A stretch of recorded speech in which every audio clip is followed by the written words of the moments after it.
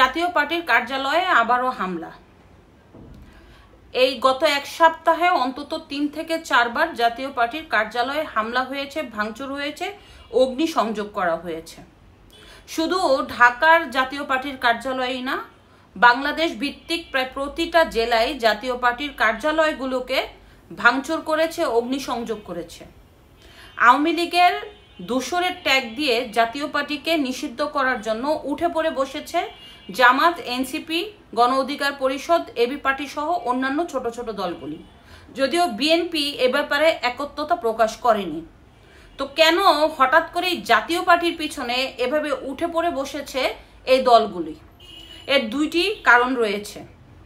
এর অন্যতম কারণ হচ্ছে, যদি আওয়ামী লীগ নির্বাচনে অংশগ্রহণ না করতে পারে তাহলে আওয়ামী লীগের কিন্তু পুরো বাংলাদেশ ব্যাপী ব্যাপক একটা জনসমর্থন রয়েছে।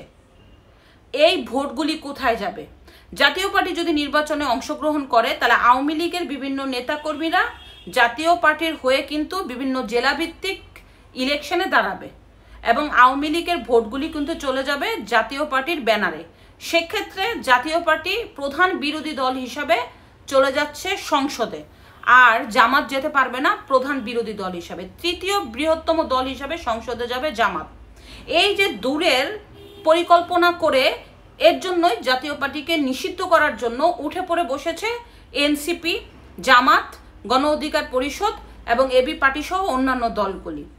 এখন গণ অধিকার পরিষদ পুরো বাংলাদেশ ব্যাপী কয়টা সিট পেতে পারে? শুধু নুরুল হক নূরের যে এলাকাতে হয়তোবা সে সিট পাবে কিনা ভোটের মাঠে, সেটা ভোট আসলে বোঝা যাবে।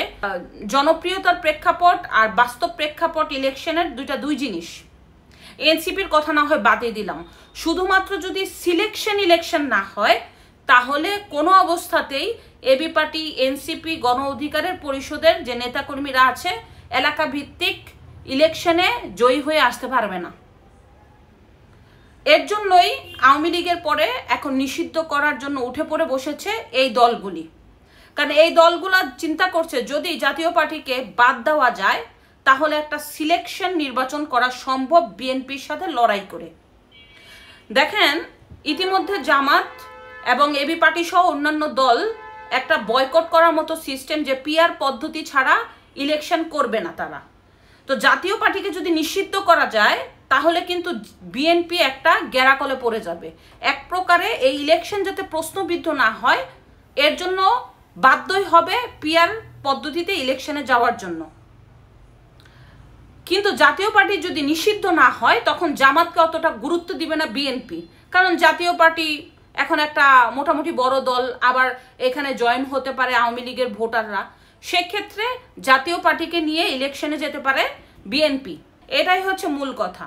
মানে এক কথায় জাতীয় পার্টি যদি ইলেকশনে পার্টিসিপেশন করে তাহলে হবে প্রধান বিরোধী দল, আর যদি পার্টিসিপেশন থেকে কোনো রকম নিষিদ্ধ করা যায় তাহলে এই দলগুলো ফায়দা লুটতে পারবে, যে একটা ইলেকশন করবে, বিএনপিকে বাধ্য করবে পিআর পদ্ধতিতে যাওয়ার জন্য অথবা আসন ভাগাভাগি করার জন্য। তো বিএনপি এই নির্বাচনটা যাতে প্রশ্নবিদ্ধ না হয় এর জন্যই কিন্তু এক প্রকার বাধ্যই হবে তাদের সাথে আতাত করে একটা ইলেকশন করার জন্য। এ হচ্ছে মূল ভূমিকা। যাই হোক, এখন এই জাতীয় পার্টির কার্যালয়ে ভাঙচুর করা হয়েছে, পুলিশ টিয়ার গ্যাস ছুঁড়েছে, সাউন্ড গ্রেনেড ছুঁড়েছে, জলকামানের পানি ছুঁড়েছে। এখন জনতার নামে বলতেছে যে জনতারা বিভিন্ন জনতা এসে নাকি জাতীয় পার্টির কার্যালয়ে ভাঙচুর করেছে। তো জনতাটা কায় এটা কিন্তু সবাই জানে। জনতা বলতে উস্কানি দেওয়া মব বাহিনী। বাংলাদেশ তো এখন মবের কাছে জিম্মি, আমরা সবাই জানি। তো দেখা যাক ভবিষ্যতে কি হয়। সরকার এখন দোটানায় আছে।